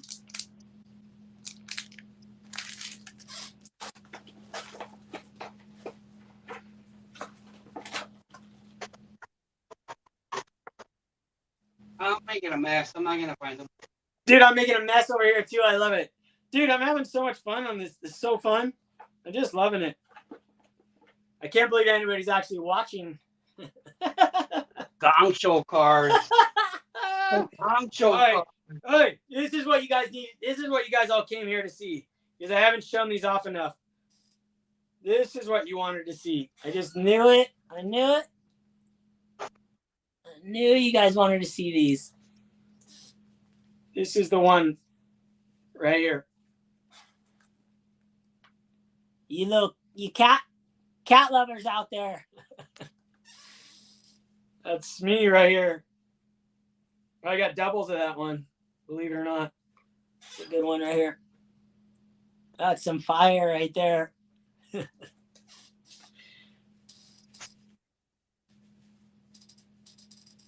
Man, I have so many unopened wax. I know. I've seen your room. It's filled with them. 2006 Lear Tradition. Check out this one. I got this one for like I think $10. Opeachy 87. Oh wow, Opeachy Fleer. I never even seen that before. Show me something. Oh, 87. Yes, 87. You could get the Barry Bonds Opeachy. Oh, Opeachy. Dude, that's mental. Yeah, it's an Opeachy. I don't think that guy realized it was Opeachy. Wow. Look at this turkey red. Like this is all stuff I bought at Target when I first got back into the hobby and never opened. Dude, I made a shelf just for that box in my room.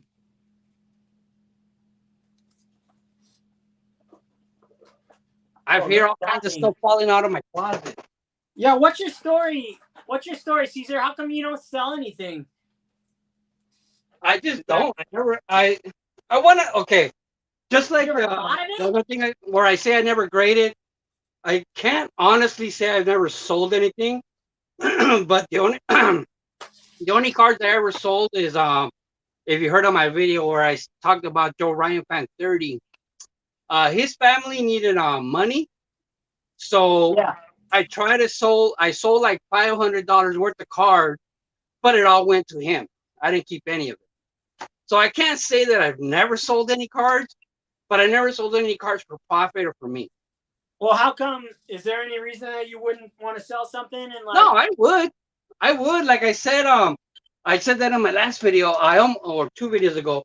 This card right here, I almost sold it at the National. All right. Well, I'm not saying something like that. Like I'm saying, you got a lot of money in your room there, sitting there, all those packs.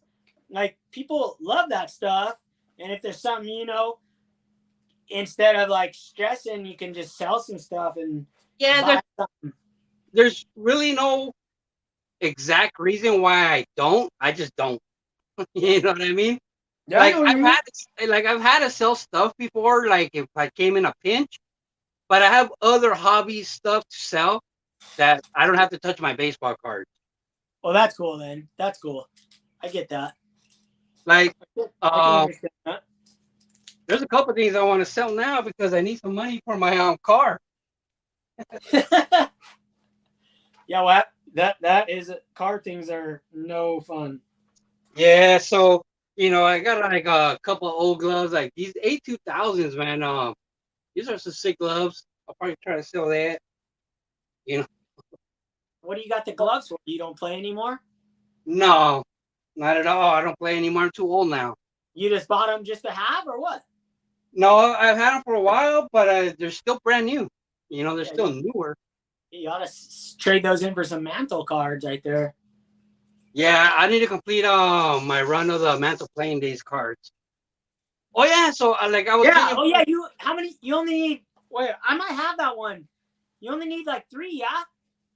Yeah, see, but like how you were telling me you have a lot of the modern ones, and you asked me if I have a lot, and I was like, well, I do. But the explanation for that is like I don't really buy any, but just from care packages alone that I've ever gotten, I have a lot of modern Mickey Mantle. I don't buy it myself, but I do have quite a selection from stuff that people have sent me. So you do collect those then? You hold on to them. Well, you I hold hold on to on to them. everything. I So never get rid of any you cards. hold on to everything. Yeah. Well, I got some Mickey Mantles that you'd like, for sure. I got a whole forest of Mickey Mantle cards in here. Loads. That's Loads pretty of them. nice. Yeah, I got 2 rows. These are all for sale. I have another box that isn't for sale that I haven't listed yet. But I got loads of them, and I've got loads of, I just got endless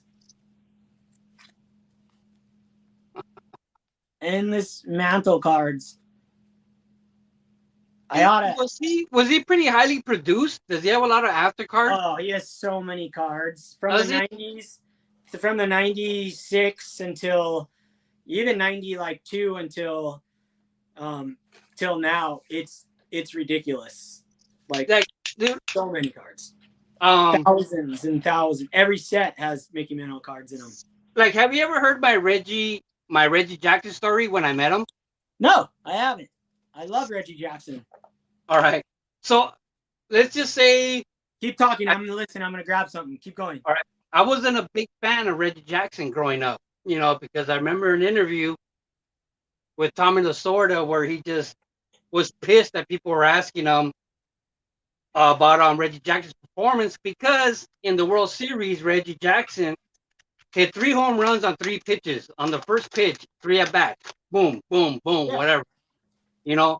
So I kind of hated Reggie Jackson growing up because he beat the Dodgers in the World Series. Like he was the reason. All right. So then I was working at this place called Big League Dream, and they started filming the bench warmers there. Do you remember the bench warmers Yeah, I movie? remember that. Yeah, They were absolutely. filming it there. That's where they were filming it. So my job was to drive Reggie Jackson around for that week in a golf cart. You know what I mean? Wherever he needed to be. So I remember at You first were I the was driver. like, oh man, screw Reggie Jackson. You know what I mean? That was my first thought. Like, screw him, man. I don't care about Reggie Jackson. Yeah, sweet right there. Yeah, keep So following your story. I'll just show them off as you go. yeah, so I one day they told me to go pick up David Spade from a trailer and Happy Gilmore.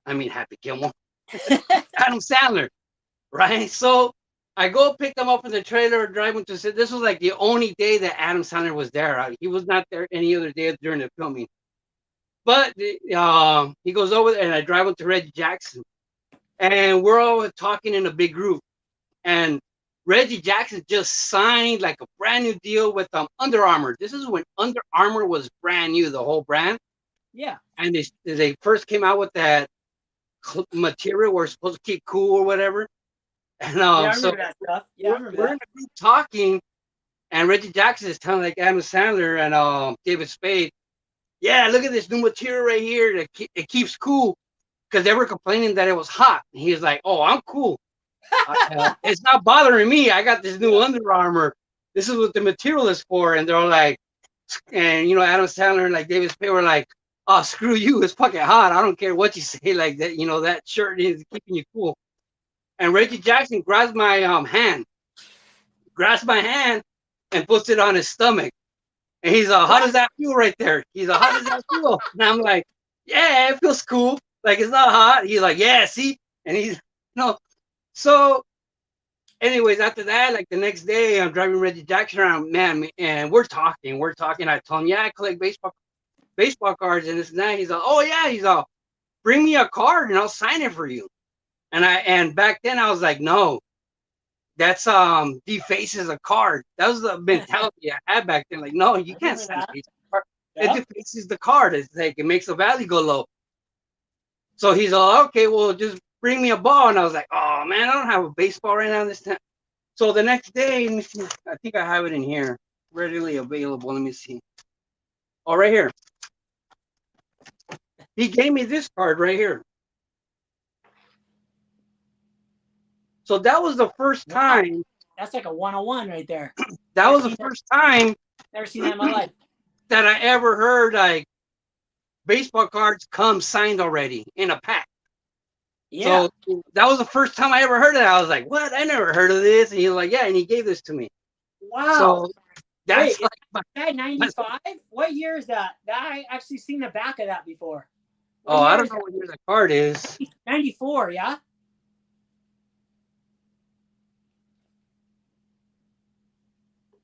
He gave you that. Yeah, he gave it to me in person. Like that's to insane. Me. Not only that, let me tell you another story. At the exact same time on the first week that they were filming Benchwarmers at my work, this was at Big League Dreams in Chino Hills. On the next field over, because we had 6 baseball fields, on the next field over, Ichiro was filming a commercial for Japan, his rookie year in the major leagues and MLB. Wow. So he's filming a commercial.